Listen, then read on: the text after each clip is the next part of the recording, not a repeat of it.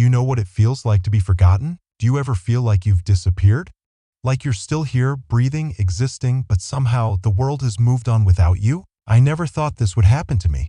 I spent my whole life surrounded by family. I raised my children, I worked hard, I built a home filled with love and laughter. I was needed. I was important. But tell me, when does that change? When do you go from being someone people can't live without to someone they barely think about? At first, it was small things. The calls became shorter. The visits became less frequent. They started saying, "Dad, I'll call you later." But later never came. And now I sit in this quiet house, staring at a phone that doesn't ring, wondering, do they remember me? Do they still care? Today is my birthday. 78 years. Do you know what I did to celebrate? I woke up early. I shaved. I put on my best shirt. Just in case someone called.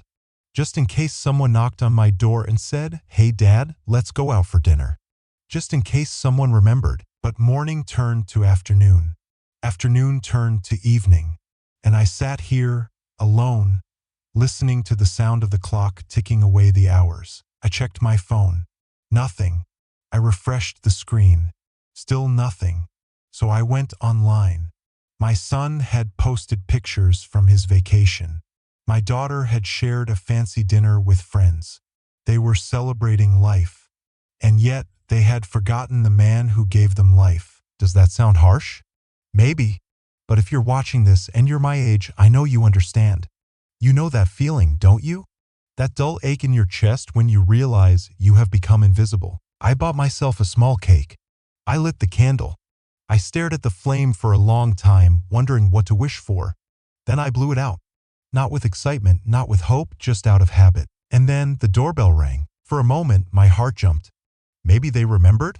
Maybe they had come to surprise me? I opened the door, but it wasn't my children.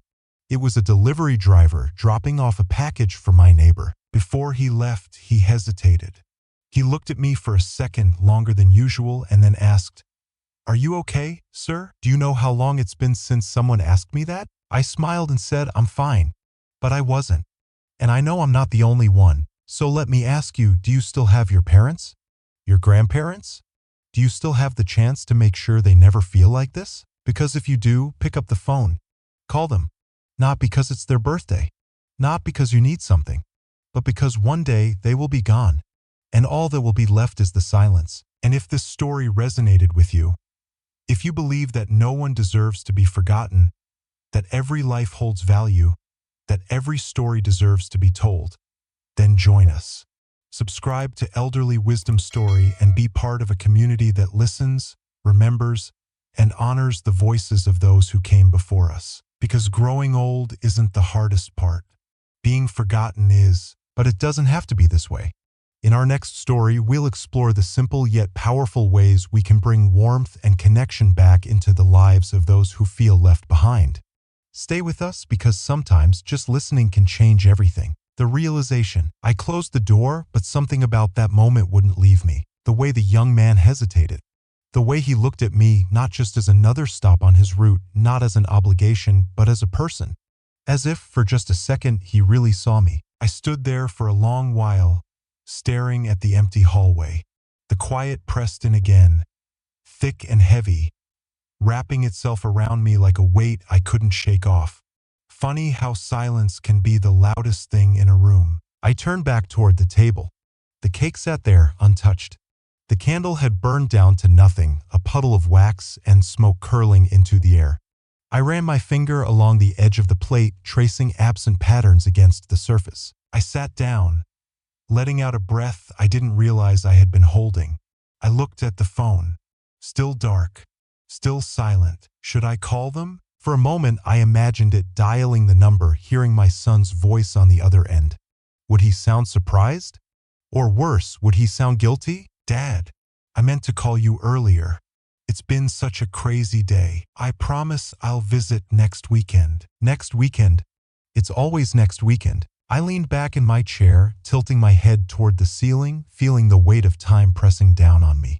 The photos on the walls, frozen snapshots of another life, stared back. There was one picture in particular, Christmas, 10 years ago. My wife was still here. My grandkids were little, their faces glowing with excitement as they tore open presents. My son and daughter sat beside me, laughing, their hands full of wrapping paper and ribbons. The house was full of voices back then. Now it was just me and the sound of the clock ticking away the hours. And then a thought crept in, one I didn't like. Maybe I was part of the problem. Maybe I had let myself become invisible. I had spent so much time waiting. Waiting for the phone to ring. Waiting for someone to knock on the door. Waiting to be remembered. But when was the last time I reached out first? I had convinced myself that if they cared, they would call. That if they wanted to see me, they would come.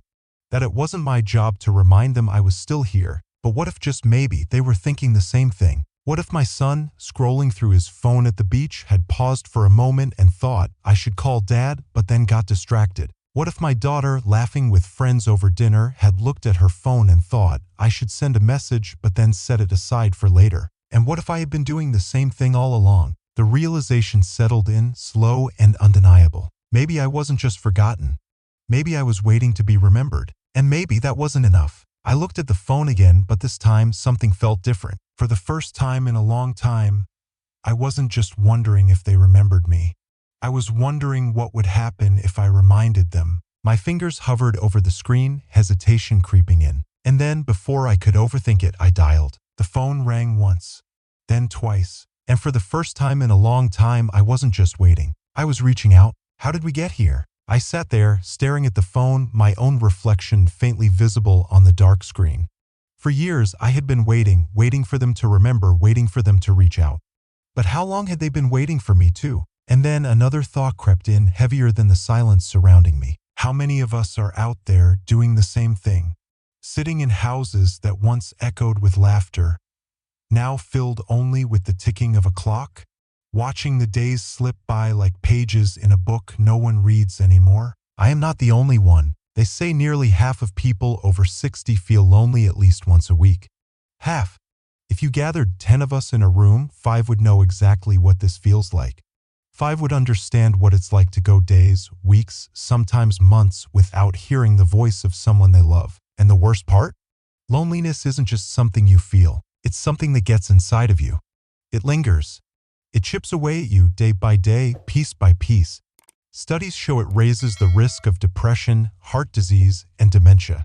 That people who live alone have a 26% higher chance of dying sooner. But no one talks about that. No one warns you that the most dangerous part of aging isn't your body breaking down. It's fading from the lives of the people you love. And it happens so quietly. First, you understand.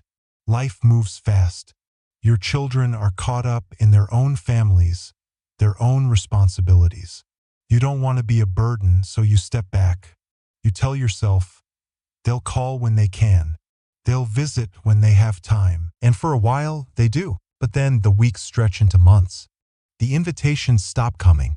The phone sits there, still and silent. And one day, you wake up and realize they believed you. They believed you when you said, don't worry about me. They believed you when you said, I understand if you're busy. They believed you when you said, I don't need anything. And so you stop reaching out.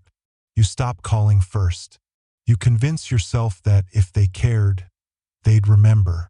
And slowly, without meaning to, you disappear. And then something even worse happens. You start believing maybe they're right. Maybe you really don't matter anymore. Maybe your stories no longer need to be told. Maybe you really are just another old man on a park bench, another woman staring out the window of a nursing home, another name no one says out loud anymore. But listen to me, that is not true. You are still here. You are still living. You are still worth knowing, worth remembering. And if no one else has reminded you of that, then maybe it's time to remind them. What can we do? I used to believe that people drift apart because of time, because life moves forward, because things change. But now I know better. It's not time that pulls us apart. It's silence. We assume there will always be another day, another chance, another next weekend. But one day we wake up and all those next weekends are gone. And in their place, an empty chair at the table, a voice we can no longer call, a story that will never be told again. So before that happens, choose differently. If you still have parents, grandparents, an elderly neighbor down the street, don't wait. Don't assume they know you care. Show them. Call them.